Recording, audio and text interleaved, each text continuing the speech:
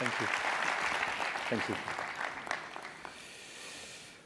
Prochaine table ronde, puisqu'on va maintenant changer de région, de continent et se pencher sur le Moyen-Orient et le Maghreb. 3 années après le début de ce qu'il est convenu d'appeler maintenant le printemps arabe, où en est-on et comment essayer d'anticiper l'avenir dans ces régions du monde en plein tumulte? Pour en parler, j'appelle maintenant Radi Medeb, président du groupe d'ingénierie Comet, basé en Tunisie. Vous êtes aussi président de l'Institut de prospective économique du monde méditerranéen, l'IPMED, un think tank basé à Paris.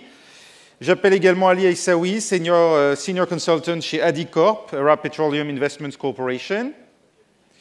Et pour une présentation introductive, le spécialiste de l'islam et du monde contemporain, professeur à Sciences Po Paris et membre senior de l'Institut universitaire de France, Gilles Kepel.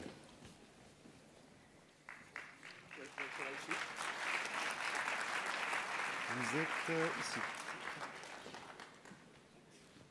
Si vous voulez.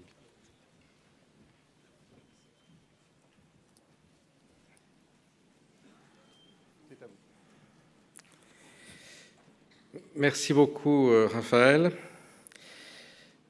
Alors, dans les 10 minutes qui me sont imparties, je vais essayer de résumer de façon rapide les enjeux politiques qui ont été amenés sur le devant de la scène par ce qu'on appelle peut-être un peu improprement les révolutions arabes depuis l'automne 2010, donc un peu plus de 3 ans maintenant, et essayer de comprendre avec vous qu'est-ce que ça a changé dans l'environnement politique et l'environnement économique, l'environnement social, l'environnement culturel de cette région elle-même et des relations que nous avons avec celle-ci. Pour essayer de traiter cette gageure, je vais vous proposer une lecture en 3 étapes de ces événements. Une première phase qui est celle où le peuple descend dans la rue et bénéficie d'un soutien généralement enthousiaste, en Europe en particulier, ou en Occident. L'année 2011 en gros. Une deuxième étape où les élections se produisent dans certains pays, la guerre civile commence en Syrie, d'autres révolutions sont étouffées ou avortées, et où on a le sentiment que les mouvements islamistes, et notamment les frères musulmans, s'emparent du pouvoir partout. Et une troisième étape, aujourd'hui, 2013, 2014, où on voit à la fois le reflux des frères musulmans dans un certain nombre de pays, l'exacerbation de la violence en Syrie et l'approfondissement d'un clivage sunnite-chiite, suivi par la réémergence de l'Iran sur la scène internationale. Donc on a des séquences qui n'étaient pas du tout prévues, envisagées, anticipées par les acteurs ou par les analystes au début de ces mouvements, et qui, bien sûr, font bouger considérablement les lignes à l'intérieur de ces pays, qui posent pour les investisseurs à la fois des problèmes de court terme. Faut-il aller implanter une usine SEB à Benghazi, par exemple, et aussi des problèmes de long terme. Qu'est-ce qu'on peut anticiper sur ce que sera la place de l'Iran avec ses 90, bientôt 100 millions d'habitants, avec une classe moyenne assez développée et dynamique, si l'Iran revient dans le système du monde et n'est plus un État paria sous embargo et sous sanctions, mais un acteur clé du Moyen-Orient. Pour remettre tout ça en perspective, je voudrais vous mettre en garde d'emblée contre 2 maladies intellectuellement transmissibles qui nous viennent pour l'essentiel des États-Unis, comme beaucoup de bonnes et de mauvaises choses. La fukuyamite et la huntingtonose. Alors la fukuyamite, c'est celle qui considère que tout l'univers va résoudre ces différences et qu'on va arriver dans the end of history. Qu'est-ce que c'est que the end of history? C'est qu'il y aura partout un parti démocrate et un parti républicain. Et en Boissons-nous, Folleville. Et c'est un peu le sentiment qui prévaut quand on regarde le début des révolutions arabes. C'est formidable. il y a les enfants des classes moyennes, comme disait François tout à l'heure, et les filles des classes moyennes en cheveux qui descendent place Tahrir, avenue Bourguiba, avec des iPods, des iPhones, des iPads, des machins. Et ça y est, ils sont finis, les Arabes. C'est fini Ben Laden, c'est fini le voile, c'est fini la barbe. Ils sont comme nous. Ça y est, ils sont entrés dans la modernité. Fukuyama Akbar. Et un an après, c'est ce qu'on appelle le printemps arabe. Alors, printemps, c'est le printemps de Prague. On a oublié les chars soviétiques à la fin. Le printemps des peuples, 48. On a oublié Louis-Napoléon Bonaparte à la fin. Et l'année suivante, patatras, les islamistes raflent la mise en Tunisie, en Égypte, en Libye, dans la révolution syrienne, et j'en passe et des meilleurs. Et là, catastrophe, c'est l'hiver islamiste. Et là, c'est après la Fukuyamite, c'est la Huntingtonose, c'est-à-dire le clash of civilizations. Et vraiment, les Arabes, il n'y a rien à attendre, il n'y en a que pour Ben Laden, djihad, barbe, voile, etc. etc. Et on est là typiquement dans le drame de notre civilisation, c'est-à-dire qu'on n'est plus capable de penser les événements en termes historiques, on ne lit plus rien, on n'est plus que des objets qui réagissent aux impulsions des iPads ou des iPhones ou autres et de médias électroniques. Et ce qui est un véritable problème, parce que, bien sûr, pour l'université, définitivement marginalisée dans cette histoire, mais aussi, je crois, qu'il est un problème pour ceux qui essayent de penser un peu en termes d'investisseurs, économiques bien sûr, mais aussi politiques, sociaux et culturels. Alors, comment est-ce qu'on peut essayer de mettre ça à plat, si vous voulez, de construire on va retomber sur les pieds d'une sorte de dialectique, je ne sais pas si elle est hegelienne ou pas, en 3 temps que je vous propose. Premier moment, donc, la descente dans la rue, la chute, pas de tous, c'est-à-dire de certains despotes, on va voir lesquels, et la résilience d'autres. Donc, vous le savez, au départ, le vendredi 17 décembre 2010, un marchand ambulant s'immole par le feu à Sidi Bouzid, dans l'Interland tunisien, là où les touristes ne vont pas. Toutes sortes de mythes fondateurs concurrents vont se construire pour expliquer qui était le malheureux. On expliquera que c'est un enfant de classe moyenne, un diplômé chômeur, donc le mythe des enfants de classe moyenne dont parlait François tout à l'heure est important parce qu'il va servir à mobiliser d'autres classes moyennes contre le dictateur. Le malheureux, ça n'enlève rien à son drame, était un marchand ambulant, probablement analphabète. Il n'était pas du tout enfant de classe moyenne, mais ça permet d'avoir des solidarités plus fortes. D'autres expliqueront que c'était un ivrogne. Enfin, ça n'a pas d'importance. Toujours est-il qu'on voit un mouvement social qui rassemble des classes différentes, des pauvres de la campagne, leurs cousins émigrés ruraux dans la banlieue pauvre du sud Tunis, et puis les classes moyennes, y compris celles qui étaient protégées par Ben Ali et qui en ont marre de la corruption, un terme qui a été déjà évoqué tout à l'heure, et de l'autoritarisme, et qui se réunissent dans une sorte de moment d'enthousiasme, comme aurait dit Karl Marx, parlant des révolutions de 1848, pour faire partir Ben Ali. Chute de Ben Ali, avec un slogan d'ailleurs qui montre que le français, finalement bien oublié partout, est encore présent, puisque le slogan des révolutions arabes, c'est « Digège », c'est-à-dire « dégage », prononcé avec l'accent des titis de la banlieue tunisoise.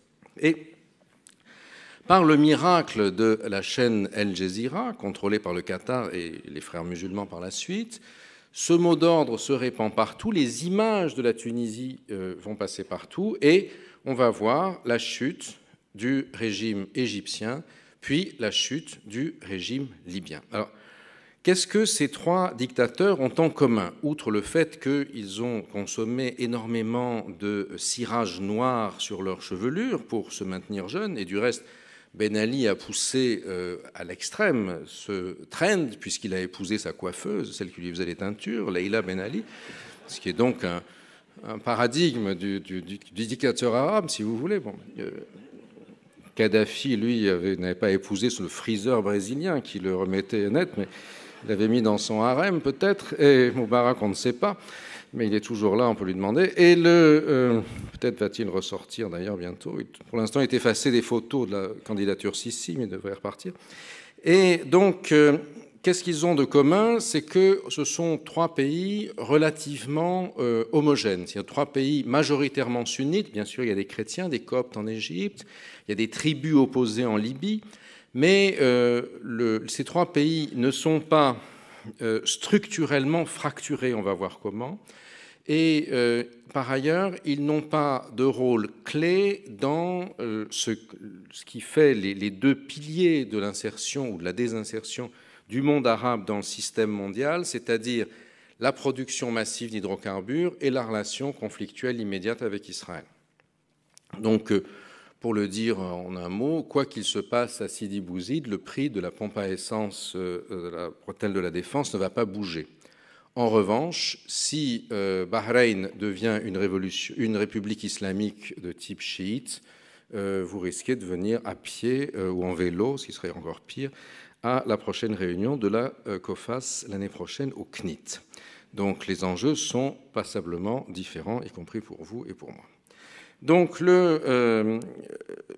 certains dictateurs tombent, dans les trois pays concernés, du littoral d'Afrique du Nord, dans la zone A, comme Afrique du Nord, dans la zone B, comme Bitrol, qui veut dire pétrole en arabe, c'est-à-dire la péninsule arabique, il y a des révolutions au Bahreïn et au Yémen.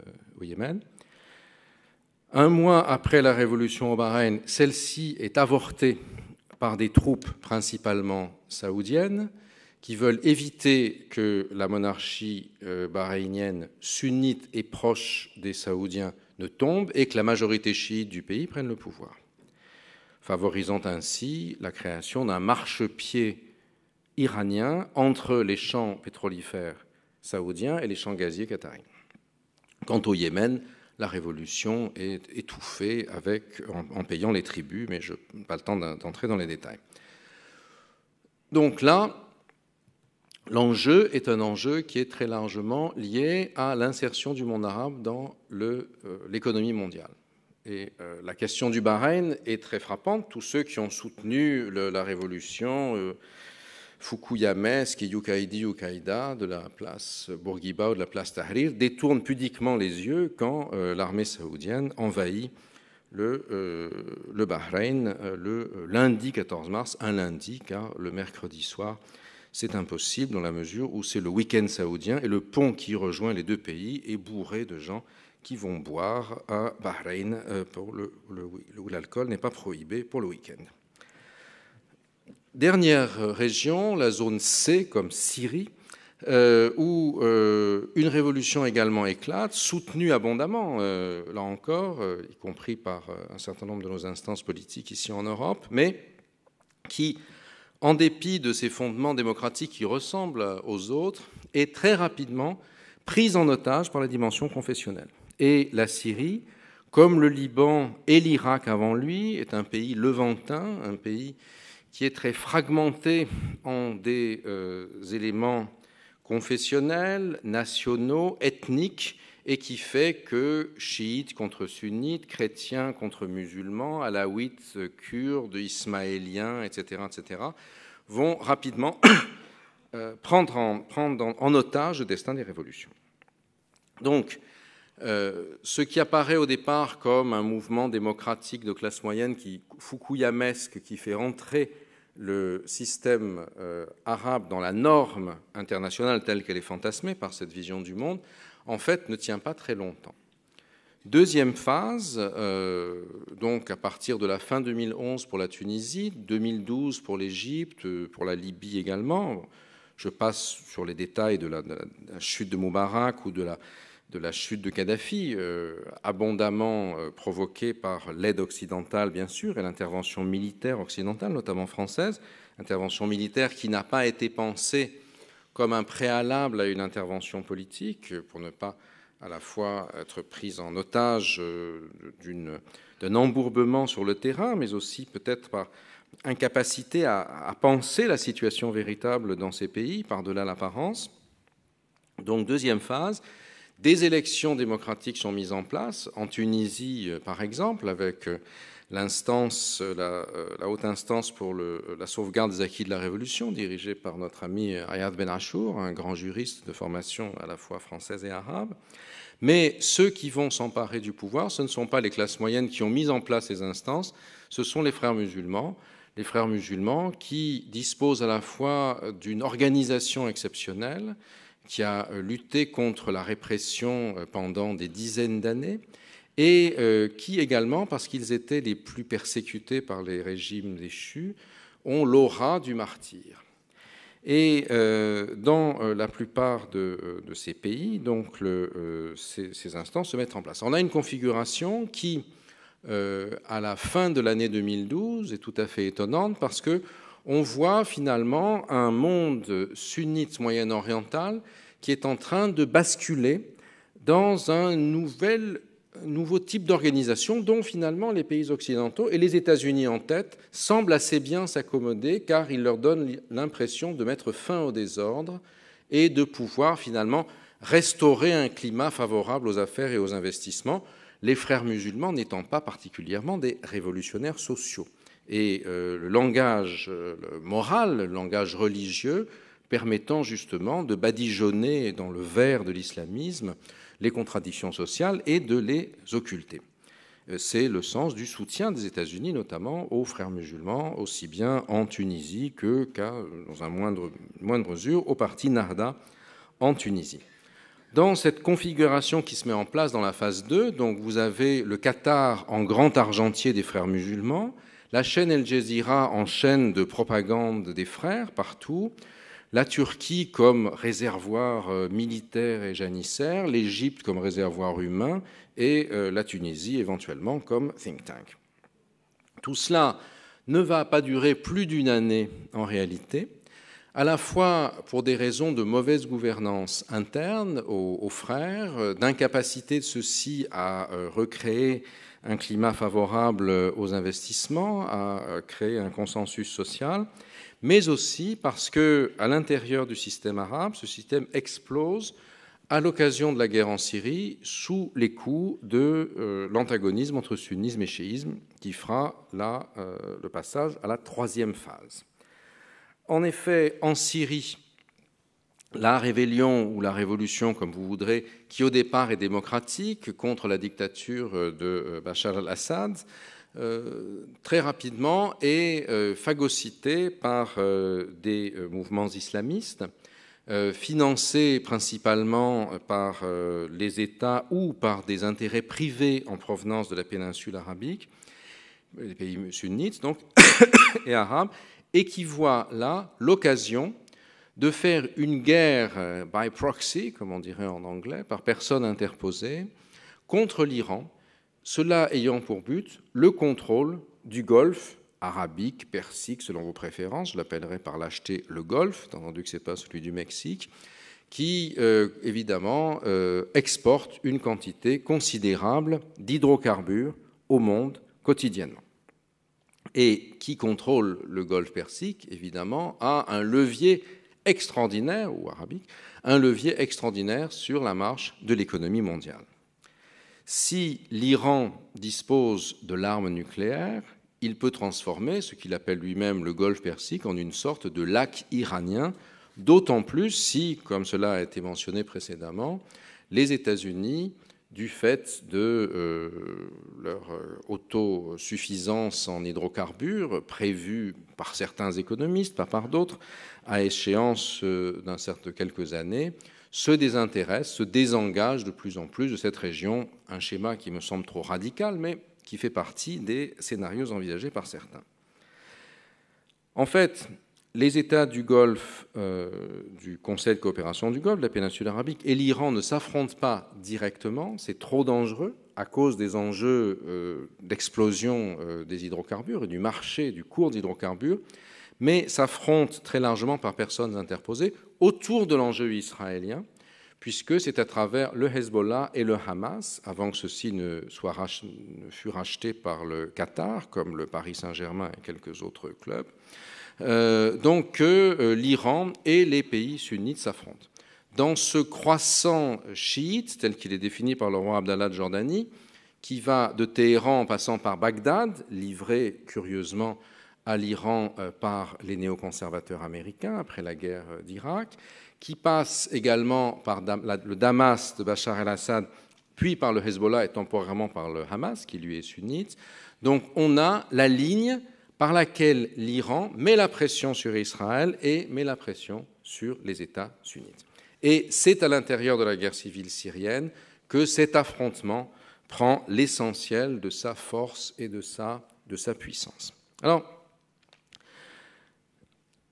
à travers tout ça, que se passe-t-il ? Il se passe aussi un autre phénomène qui est que l'émergence tout à fait surprenante de l'Iran. L'Iran qui, en particulier à la suite des événements de cet été, c'est-à-dire la révolution coup d'État en Égypte qui met à bas les frères musulmans, l'usage des gaz chimiques dans la banlieue de Damas et le jeu très remarquable de la Russie qui revient comme un acteur majeur dans le système mondial et qui va, à partir de la négociation sur les armes chimiques syriennes, rétablir le président Assad dans un rôle d'interlocuteur. Donc tout cela donnant un avantage à l'axe, si j'ose dire, soviéto-chiite dans le système, va permettre de démarrer des négociations sur le nucléaire iranien, dans lequel l'Iran s'efforce d'apparaître de nouveau comme un interlocuteur pour le reste du monde, avec beaucoup de prévention, mais un processus est engagé. Ce processus, bien sûr, tout va dépendre de sa conclusion, rien n'est encore sûr, mais peut changer, bien sûr, considérablement la carte du Moyen-Orient si l'Iran, pays très largement paria du fait de sa radicalisation politique, notamment sous Ahmadinejad, réintègre le concert du Moyen-Orient. Et cela, et j'en termine par là, d'autant plus que aujourd'hui, l'alliance traditionnelle avec les pays sunnites du Golfe, sur lesquels était régulé le marché des hydrocarbures, pose problème.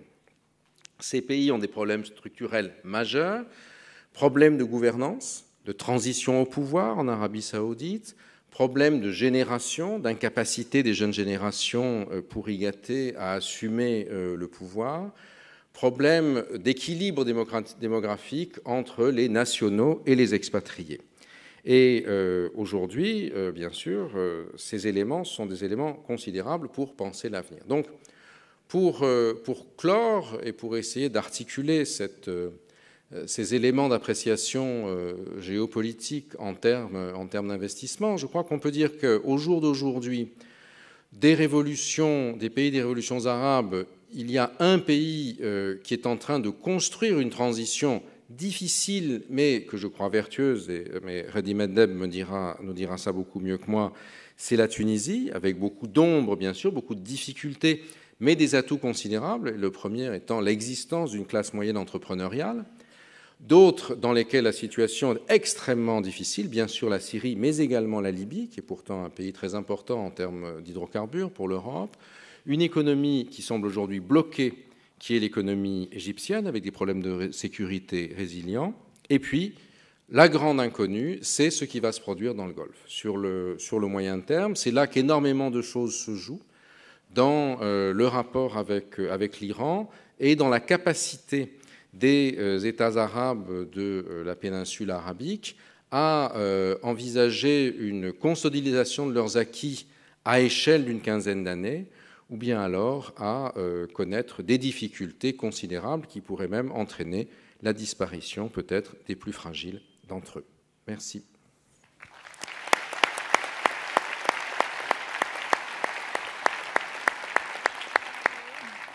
Merci beaucoup, Gilles Kepler. Vous avez tout dit, je crois qu'on peut s'arrêter là.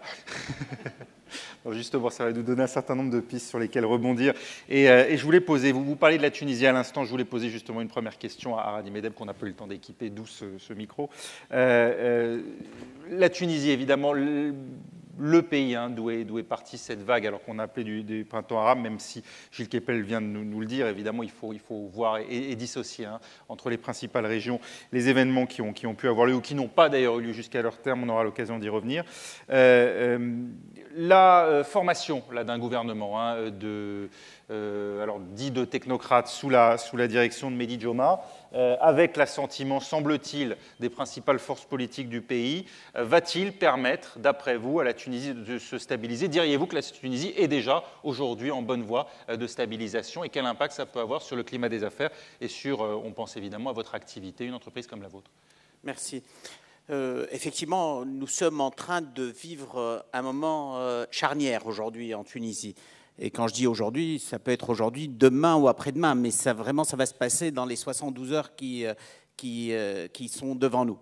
Pour deux raisons principales. D'abord, l'Assemblée nationale constituante est en train de mettre la dernière main à la Constitution et d'adopter la deuxième constitution de la Tunisie indépendante. Donc c'est un moment historique. Ça fait 3 ans que l'on est sans constitution, que le pays vit sans constitution. Et tout à l'heure, je le disais à un ami anglo-saxon, britannique, vous, ça ne vous pose pas de problème, mais nous, ce n'est pas dans notre culture. Nous sommes de filiation francophone de ce côté-là, et ça nous pose réellement problème. On était dans une situation d'instabilité permanente et de risque institutionnel permanent. Donc ça, c'est le premier élément. Le deuxième élément, c'est que l'on va avoir également, concomitamment à l'adoption de cette constitution, un nouveau gouvernement qui, pour la première fois depuis les élections du 23 octobre 2011, va être un gouvernement non partisan, un gouvernement dirigé par un technocrate indépendant et qui sera constitué, qui sera d'abord un gouvernement ramassé, à la différence de tous les gouvernements que nous avons connus jusque-là, qui flirtaient avec la centaine de ministres, de secrétaires d'État, de ministres conseillers, de cabinets et de shadow cabinets.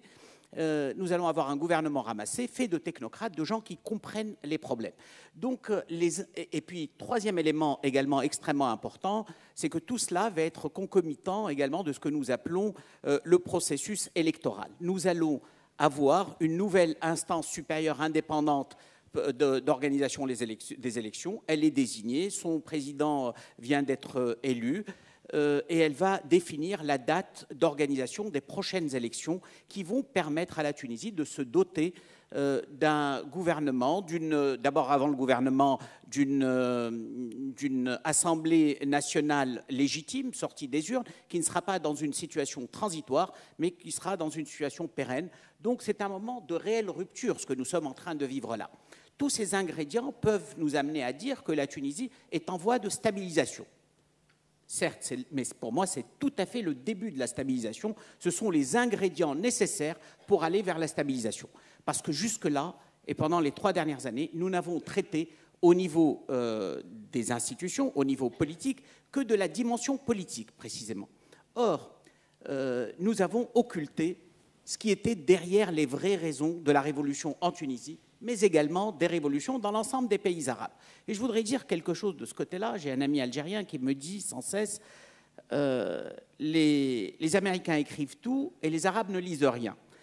En 2002, le programme des Nations Unies pour le développement avait organisé un groupe de travail fait d'experts de la région MENA et l'avait chargé d'élaborer le premier rapport sur le développement humain. Quand ce rapport avait été terminé, l'administrateur général du PNUD en avait écrit l'introduction et il écrivait à peu près la chose suivante. D'immenses progrès ont été faits dans l'ensemble des pays arabes en matière de développement humain. Il n'en reste pas moins que sur 3 plans, il y a des exigences qui restent non satisfaites. Et il est de l'intérêt de l'ensemble des pays arabes de répondre à ces exigences.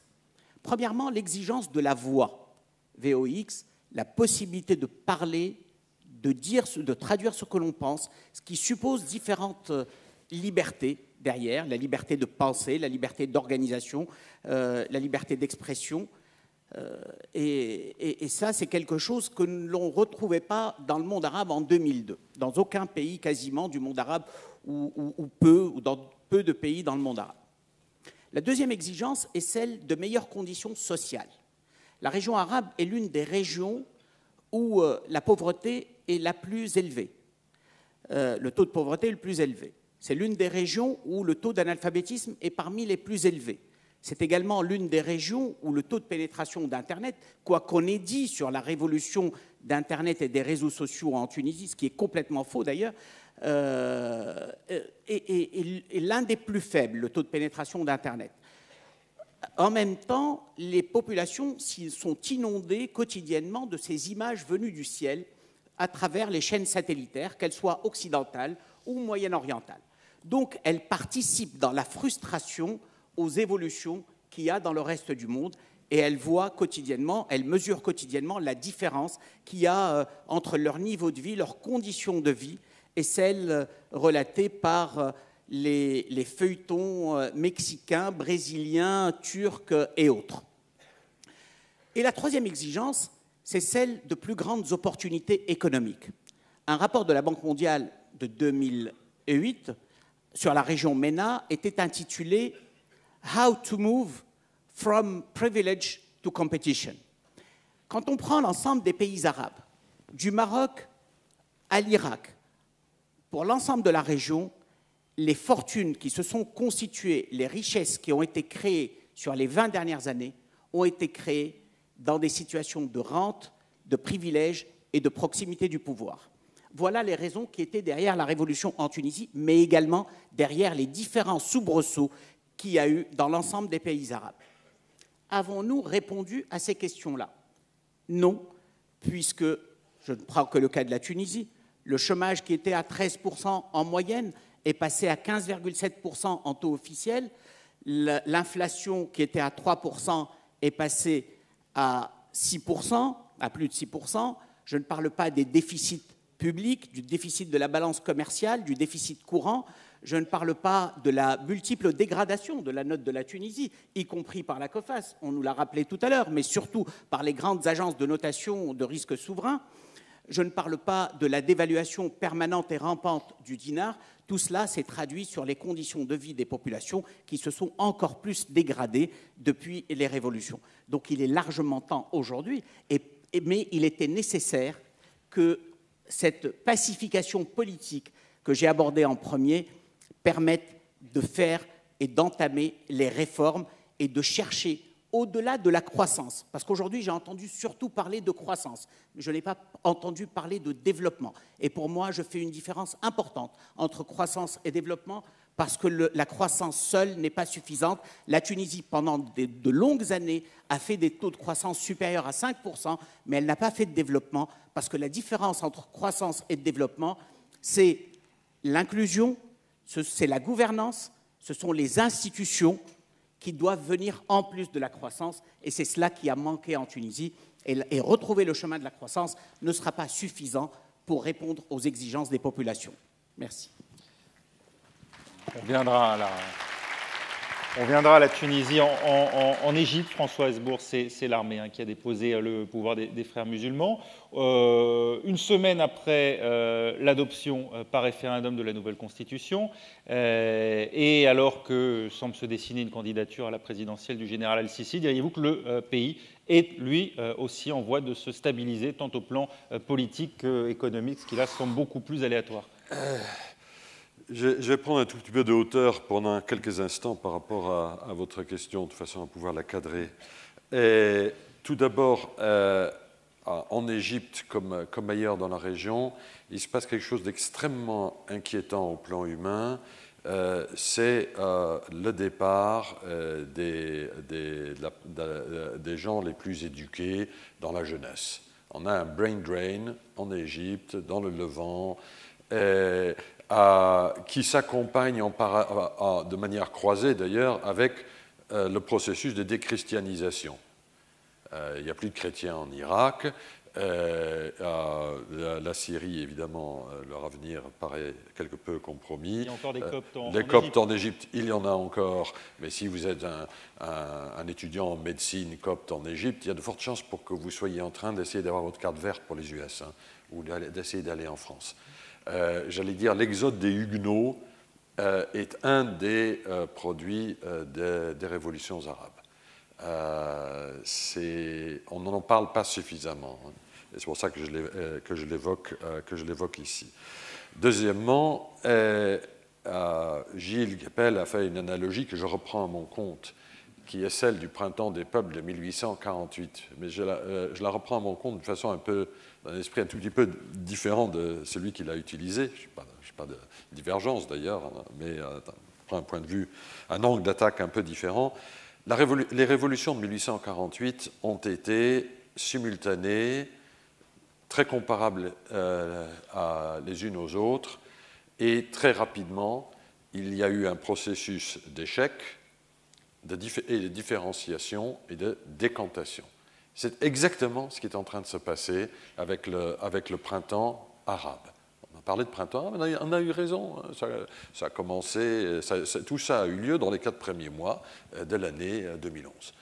Et la différenciation, nous la voyons entre des pays aussi similaires, comme l'a rappelé Gilles, que la Tunisie, qui a l'air de s'en sortir, la Libye, qui est en pleine capilotade.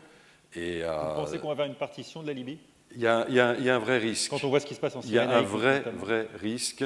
Le Sud est un combat assez sombre est en train de se livrer dans le sud de la Libye entre les non-arabes, qu'il s'agisse des Toubous ou qu'il s'agisse des Touaregs, et les Arabes, qu'il s'agisse des Arabes du gouvernement, des Arabes de Kadhafi ou des Arabes du cru, si je puis dire. Et puis l'Égypte, bien entendu. Alors l'Égypte est en pleine régression. Elle est en train de faire du Moubarak sans Moubarak.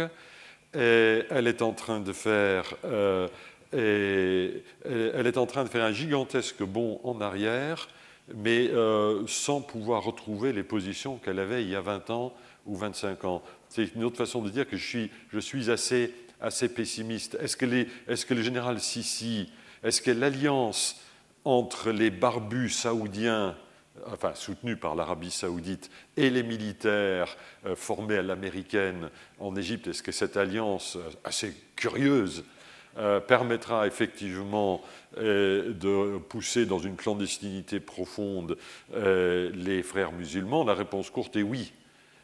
Est-ce que ça va assurer le développement économique, politique et social de l'Égypte? La réponse est clairement non, tout en sachant que l'Égypte, elle sait qui elle est.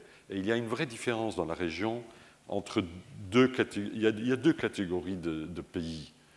Il y a ceux qui n'ont pas de problème d'existence historique.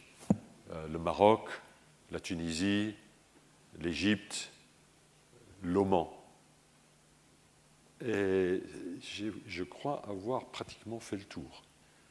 Et puis vous avez beaucoup de pays qui ont été créés dans leurs frontières actuelles à la veille de la guerre de 14, c'est la Libye, ou au lendemain de la guerre de 14, ce sont la plupart de ceux que je viens d'énoncer. Je mets dans une catégorie tout à fait à part l'Algérie. C'est pour ça que je la cite ni dans une liste ni dans l'autre. Il a fallu 20 ans, 25 ans pour que se décantent les effets des révolutions de 1848 en Europe. Dans 20 ans, il est tout à fait possible que nous ayons un monde arabe à l'intérieur duquel certains États seront partis dans la direction de la partition, la Syrie, la Libye, peut-être l'Irak, où d'autres auront fait du nettoyage ethnique, on se débarrasse des minorités pour pouvoir vivre ensemble, et puis ceux qui seront parvenus à se restabiliser. Le cas que j'espère, qui n'est pas trop mal engagé, de la Tunisie. Autrement dit, une stratégie d'investissement dans la région ne devrait pas être prévue dans le trop long terme. Je veux dire, en général, les gens dans ma situation ont tendance à dire regardez le long terme, regardez le long terme. Là, je dis non, ne regardez pas trop le long terme parce que sinon vous ne ferez rien. Regardez plutôt le court terme. Et je rejoins tout à fait Gilles sur le poids que représente l'irruption d'un Iran redevenu respectable dans la région. Ça, c'est très très puissant. Comme quelques autres ici, j'étais à Manama, à la réunion annuelle du dialogue dit de Manama au mois de décembre. Et la crainte désormais, ce n'est plus la menace iranienne, la crainte, c'est la non-menace iranienne. C'est un Iran qui, du fait de la supériorité de son État, de la supériorité de ses classes moyennes, de ses qualités militaires, mais restant remisé au magasin par rapport aux États relativement moins compétents de la rive sud sunnite du Golfe. Autrement dit, un peu comme l'Europe entre 1948 et 1971 du 19e siècle, le monde arabe va être dans une situation assez tourmentée, sauf dans les quelques pays qui auront la chance de trouver une situation de stabilisation, comme la Suisse en 1848 et depuis lors. C'est peut-être la Tunisie de l'avenir, ou la France de Napoléon III. Souvent, Jules a dit du mal de Napoléon III, c'était pas génial, ça c'est un fait, mais enfin, du point de vue économique, on a connu de pires périodes. Ali Issa, let's talk now about the Arab Peninsula. It's been spared most of the turmoil that we've seen in other parts of the Arab world, to use a general term. Except in Bahrain and Yemen, how do you see things unfolding there, and how do you perceive the way the GCC countries have managed to contain the turmoil so far? Yeah. I think Gilles put it nicely when he said that in Bahrain it was aborted, if I remember, and in Yemen probably dampened or controlled. I will come back to that in a moment. Clearly, the GCC countries, which comprises Bahrain, Qatar, Oman, Kuwait, the United Arab Emirates, and Saudi Arabia, with Saudi Arabia the dominant actor within that institution, saw the uprising as a major source of threat for their security, but also for their stability. In the immediate aftermath of the uprising, we've seen some protest and contestation with diverse intensity and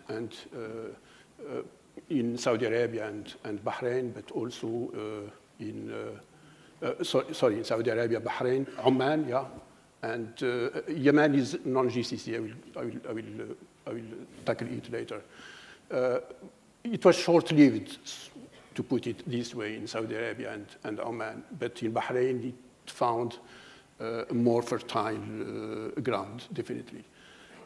So in reaction to that, what it seems that the strategy of the GCC has been three-pronged, along three dimensions, domestically, regionally, but also internationally.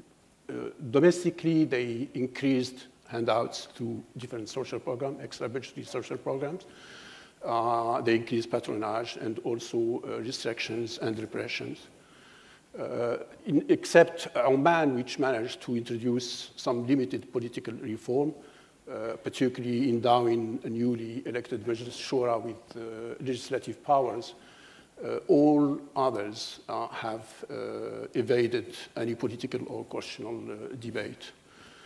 Also, in contrast to Oman, Bahrain have chosen repression, and it was supported in that by the GCC, with Saudi Arabia leading a military intervention to control the process. This is for the domestic side. Let me add that recently, most recently, I think early this week, the Bahraini government has taken the decision to try to resume the dialogue with the opposition, which is a Shia-led opposition. But what has been missing so far, a key ingredient was missing, is trust, mutual trust. Let's hope that in the future they will try to be more trustful of each other. Regionally, I will not dwell much about how the GCC intervened in other revolt or revolution. Clearly, there were not a unified voice. If you take, for example, the action of Saudi Arabia, it has been more counter-revolutionary. Qatar it seems to have seen the uprising more of an opportunity than a threat, and its strategy was to ride the wave, pushing whenever the Brotherhood were advancing, contrary to Saudi Arabia, which really had an opposite policy. This is briefly. Let's talk now about Yemen. Yemen is in the Peninsula Arab, being the only non-GCC country and special case. Very early, the GCC produced a common initiative, which was supported by United Nations, and to organize a transition, a political transition. So we can call it anything, but certainly not a regime change. And during the 2-year transition, which is ending, they managed to have a national dialogue, which is a prerequisite to constitutional reform and to new elections. Meanwhile, the security situation is disastrous. You've got the separatists in the south. You've got resurgence of Al-Qaeda. You've got tribal issue, particularly in the northern Saada, which is Shia-dominated, where the Houthi are based. And you've got also some troubles into two key regions, which is the Marib and Hadramaut, which are in the oil provinces. And for Yemen, there seems to be some problem with the national dialogue. They are still not, they haven't yet agreed on which form of federalism, how many regions in the south, how many regions in the north. But definitely the election which were planned previously for next month will be postponed. Yeah. Gilles Kepel, on parlait du cas de Bahreïn, qui est évidemment un lieu emblématique de l'affrontement qui se joue, en termes à peine voilés d'ailleurs, entre l'Arabie saoudite et l'Iran. Ces pays, on l'a vu d'ailleurs dans le cas de l'Iran, à la fin des dernières décennies, peuvent être également, eux, sujets à des formes de déstabilisation. Vous pensez que l'Arabie saoudite et l'Iran sont menacés dans les prochaines années, à leur tour, par des mouvements de contestation sociale qui pourraient devenir une contestation politique ? Alors, ce n'est pas du même ordre tout à fait. Je crois que les pays du Conseil de coopération du Golfe, aussi bien François qu'Ali l'ont très bien dit, chacun à sa manière et selon un angle particulier, sont basés sur des équilibres fondamentaux qui aujourd'hui sont en train de s'effondrer. C'est-à-dire qu'ils étaient d'abord les partenaires privilégiés des États-Unis pour fournir des hydrocarbures à coût X dans la région. Bon. Cet équilibre s'est dégradé au fur et à mesure avec la guerre d'octobre 1973, l'augmentation du prix du pétrole, l'utilisation du pétrole comme une arme, etc. Aujourd'hui, avec ce qu'on peut, qui est une hypothèse à vérifier, qui n'est pas encore complètement validée, mais du désengagement américain, de la relativisation américaine, la question de sécurité de ces pays se pose de manière complètement renouvelée. Qui plus est, comme l'a dit Ali tout à l'heure, c'est à la fois une question de sécurité et de stabilité.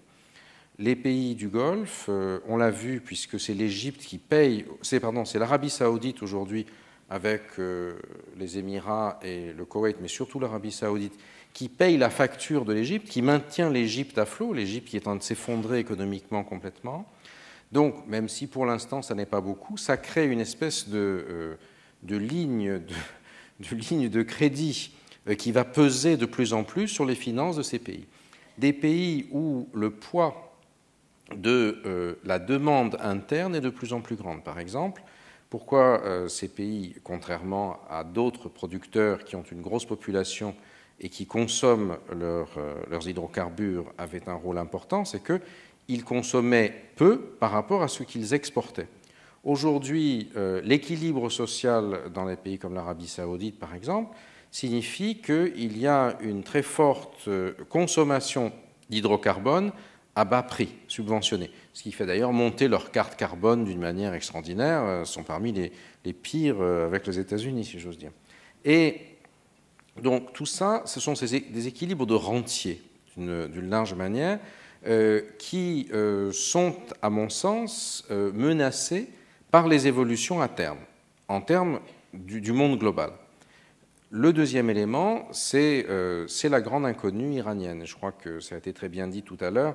L'Iran, comme une menace extérieure, ça permettait de créer une sorte d'effet d'aubaine politique. On créait le Conseil de coopération du Golfe, on avait des appuis militaires, on avait des armes, etc. Un Iran qui n'est plus une menace militaire, mais qui peut faire du business, qui développe ses classes moyennes, etc., ça, c'est la panique absolue. On le voit déjà. Une grande partie des bourgeoisies commerçantes de la frange sunnite du Golfe sont des gens d'origine iranienne, plus ou moins naturalisés. Il y a un tiers de chiites au Koweït, par exemple. Il y en a 70% au Bahreïn. Il y en a un certain nombre aux Émirats aussi, qui sont l'essentiel de la bourgeoisie commerçante. Prenez Dubaï aujourd'hui. Dubaï vit en grande partie du blanchiment de l'argent iranien. de manière délictueuse, mais pas uniquement, parce que l'embargo sur le système bancaire iranien, etc., fait que c'est à travers Dubaï que l'Iran, qui gagne quand même pas mal d'argent avec ses exportations de pétrole, même si on en exporte beaucoup moins qu'à l'époque du Shah, c'est là que l'argent est mis. L'immobilier de Dubaï, excusez-moi, ne vit qu'avec l'argent des Iraniens, qui achètent en grande quantité des appartements à Dubaï. Donc, tout ça est un équilibre extrêmement complexe. Et je crois que la grande question, c'est l'Iran. Alors, est-ce qu'on peut dire qu'il va y avoir une déstabilisation de l'Iran? Ça, c'est aujourd'hui, les différents pays occidentaux ont des analyses et des anticipations assez diverses de l'évolution iranienne. Telle que je comprends la politique américaine, mais peut-être que François en a une autre vision, il suit ça de très près, bien sûr. Je pense que l'administration Obama, un peu comme les néoconservateurs à l'époque de l'Irak, qui avaient joué les chiites irakiens contre les sunnites pour punir les sunnites les saoudiens qui avaient enfanté le monstre Osama Ben Laden, Osama Ben Laden dans leur rang, avaient voulu investir sur les chiites irakiens, pensant que ça allait faire tomber le système théocratique iranien, puisque les chiites iraniens seraient fascinés. Parce que ça ne s'est pas produit, au contraire, l'Irak libéré de Saddam Hussein est tombé dans l'escarcelle iranienne. Aujourd'hui, on voit bien qu'une partie très significative de l'administration Obama, donc, elle fait le pari que la nouvelle équipe autour de Rouhani et du ministre Mohammad Javad Zarif, que ceux d'entre nous qui étions à Davos il y a quelques années connaissent bien, est pro-occidentale, désire faire évoluer le système iranien, et la question qui se pose, c'est sont-ils sincères? En ont-ils les moyens?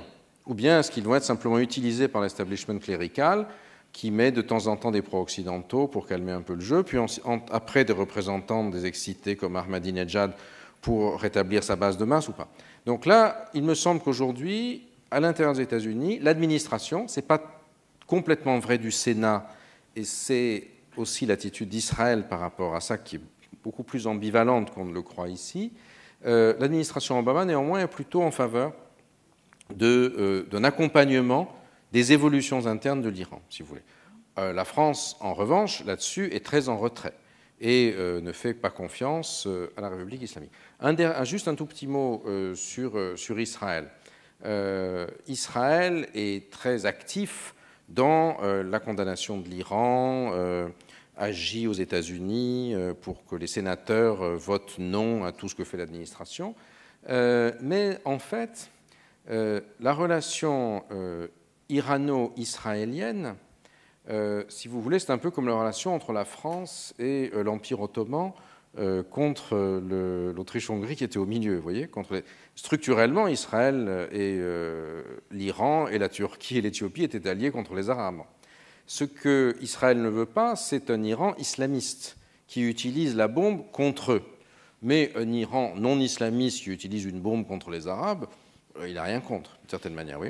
Et donc on a cette espèce d'ambivalence qui se voit en Syrie, avec Israël qui a une politique assez prudente sur la Syrie, qui au fond est contre Bachar el-Assad et contre le Hezbollah, qui sert à l'Iran de levier pour taper sur Israël, mais qui au fond, vous voyez, la destruction des armes chimiques par exemple, c'est pas tellement quelque chose qui a une incidence sur le cours de la révolution syrienne. Il y a eu au moins 150 000 morts probablement en Syrie. Désolé de faire ces équilibres macabres, mais il y a eu 1500 morts tués par les armes chimiques. Les autres sont des armes conventionnelles venant pour l'essentiel de Russie, qui, étant juge et partie, en a d'autant plus. Mais en revanche, pour Israël, la destruction de l'arsenal chimique syrien, c'est très important. Parce que pour Israël, ça, c'est une véritable menace. Vous voyez ?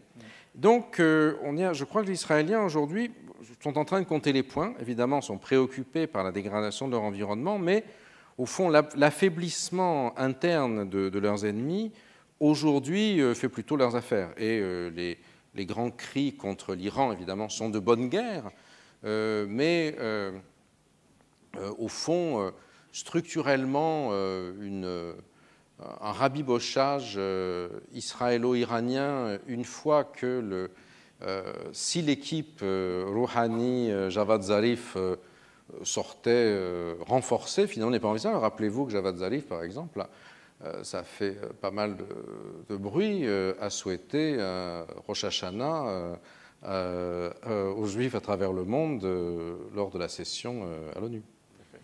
Vous vouliez réagir, François Hesbourg? Parce que vous posez la question de l'Arabie saoudite et de l'Iran.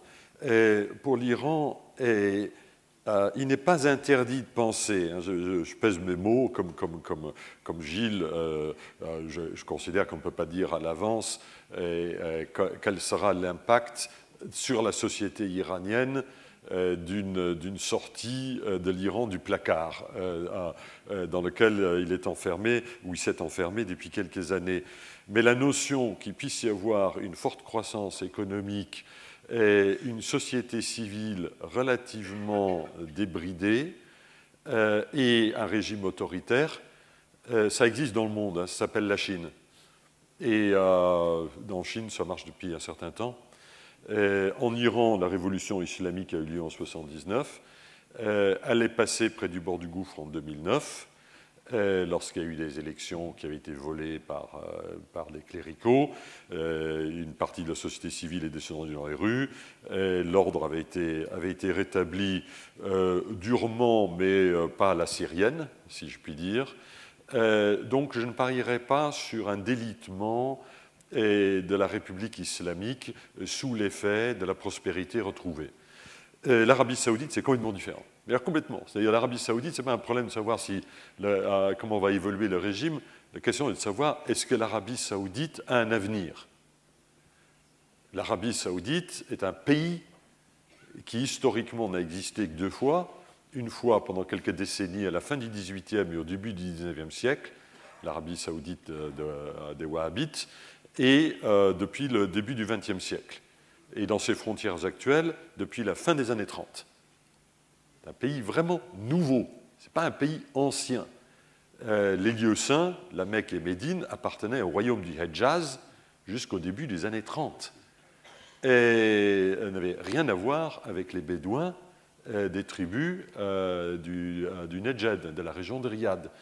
Et, autrement dit, ce que dans la tourmente pourrait devenir un royaume qui va connaître une crise des successions pour des raisons biologiques. Là, pour le coup, il n'est pas difficile de jouer le Madame Soleil. Oui, un jour, le roi va mourir. Oui, il va bien falloir faire un ou deux ou trois sauts de génération pour tenter de rétablir une forme de gouvernance. Tout ça dans un pays, je ne sais pas combien d'entre vous ont été à Riyad. Vous avez pu comparer Riyad à Dubaï, au Koweït, à Manama. Mais quand même, la ville avec laquelle la comparaison est la plus commode, c'est quand même Pyongyang. En ce qui concerne la capacité qu'ont les gens à s'y distraire, aux femmes à y conduire, ou tout simplement à sortir dans la rue, parce que quand même, les femmes, ce n'est pas fait pour sortir dans la rue. Peut-être avec leur mari et encore. Et ce pays où il y a 30% de chômage des jeunes, et ceux qui ne sont pas au chômage sont très largement dans des emplois fictifs. Et c'est pour moi le grand point d'interrogation en termes de stabilité du Moyen-Orient. Il y aura toujours une Égypte, ça on le sait. S'il y a une partition en Syrie, on sait qu'il y aura un Levant quand même. Mais l'Arabie saoudite, je n'en sais fichtre rien. Je voudrais terminer pour une dernière question à nos deux autres invités, Ali Aissaoui et puis également Radi Medeb. Maybe a first question about your perceptual mapping of the energy investment climate. How is the Arab world shaping up after the Arab Spring, and what do you see as the main risks to energy infrastructure in the coming year? Yeah. Thank you for this question, because I'm going to have another view of Saudi Arabia. let me start by definitely the turmoil has had a catastrophic effect on the investment climate in the country affected, but also on the perception of the region as a whole. If you take one measure which this audience is very familiar with, it's the sovereign rating. we've witnessed complete divergence between GCC and non-GCC countries. In the GCC, since March 2011, when Bahrain was downgraded, practically the region, the rating, sovereign rating, the average sovereign rating of the region has been flat between something like A+ and AA-, while in the other countries, following several very serious downgrades, particularly in Egypt, Tunisia, the country has been on a downward slope. And they moved from BBB-, which is investment grade, to currently to BB, which is junk. Because my company, we are more interested in the energy sector, which is a major sector in key countries.